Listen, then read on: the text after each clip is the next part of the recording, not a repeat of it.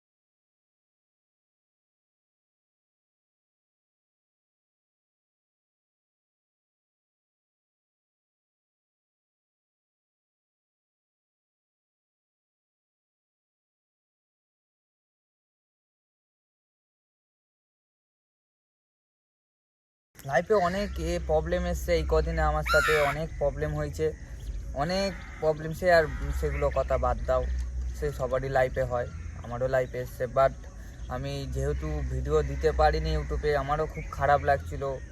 কিন্তু কিছু পেতে গেলে তো কিছু দিতে হয় না। তো আমি কি বলবো, আর খুবই খারাপ লাগছে। ভিডিওটা বানাচ্ছিলাম, সবাই বলছিল ভালো। প্রায় 3 মাসে আমার 150+ সাবস্ক্রাইবার হয়ে গেছিলো। অ্যান্ড তারপরে হুট করে বন্ধ করে দেওয়া।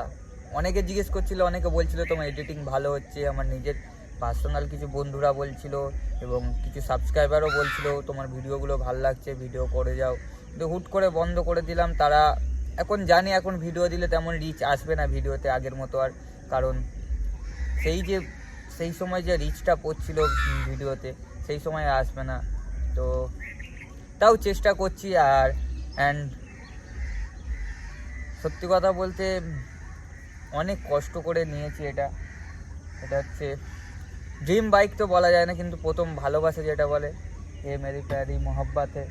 তো ড্রিম বাইক হচ্ছে এমন একটা জিনিস মানে যেটা তুমি ভাবনা চিন্তাই করতে পারো, সেটা সত্যি কখনো হবে না।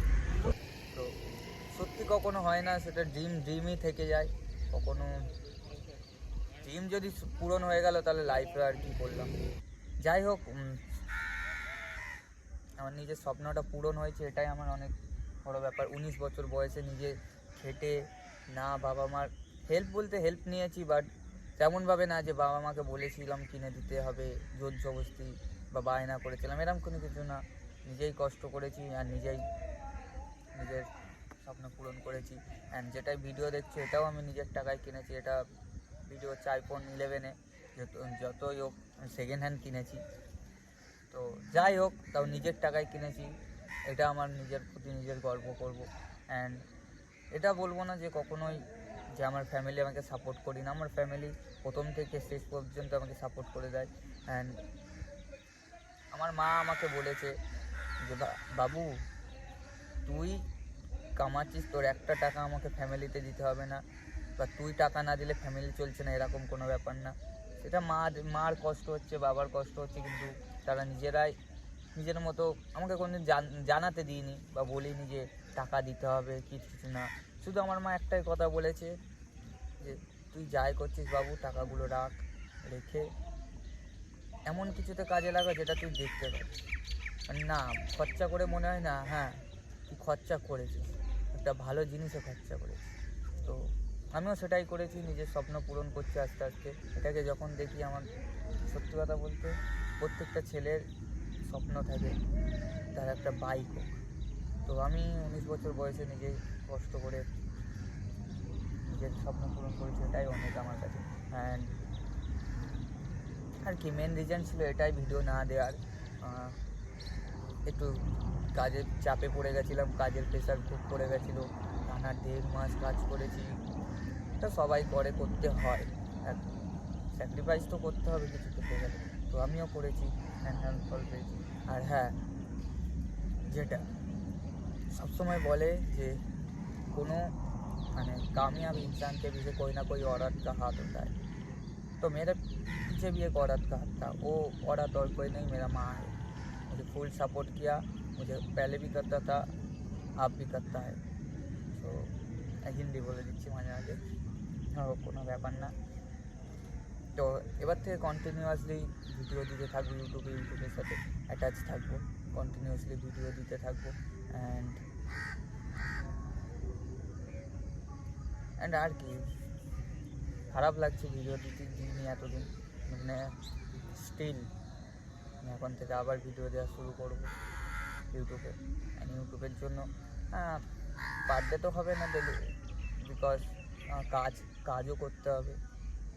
যেহেতু এটা আমি ইএমআই নিয়েছি, ইএমআই শোধ করতে মাথায় প্রেশার আছে, এরকম তো না মা বাবার কাছ থেকে হাত পাতবো, সেরকম চাই না। চাইলেই দেবে সেটা না, চাই না। নিজে কিনেছি ওকে নিজেই পূরণ করবো। অ্যান্ড কাজও করতে হবে, ভিডিও দিতে হবে, তো হয়ে যাবে। এবার কোনো চাপ নেই, এবার কন্টিনিউয়াসলি দিতে থাকবো। ডেলি ব্লগ তো হবে না, কিন্তু সপ্তাহে 1 থেকে 2 ভিডিও দেওয়ার চেষ্টা করবো আমি। 2 না হোক 1 অন্তত দেবই, 2 দেওয়ার চেষ্টা করবো। তো আর মিনি ব্লগ চলতে থাকবে। তো অ্যান্ড যারা আমাকে ইনস্টাগ্রামে ফলো করে নিও, ইনস্টাগ্রামে আইডি আমি দিয়ে দেবো বায়োতে, তো ফলো করে নিও। আর কি এই লোকেশানটা খুব ভালো, বাট